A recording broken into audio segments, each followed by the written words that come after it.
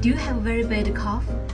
So here I share some massage or acupressure to reduce the coughing.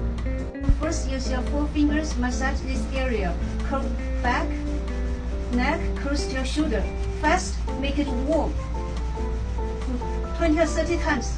Use other hand, massage like this, fast and hard, 20 times.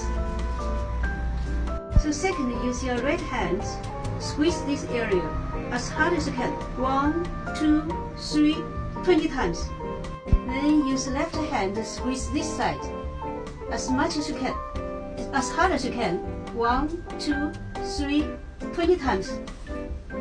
So last one, use your fingertips, massage this area, like this, circulation 20 times. This is between the collarbone. So please see my part 2 for more tips for coughing.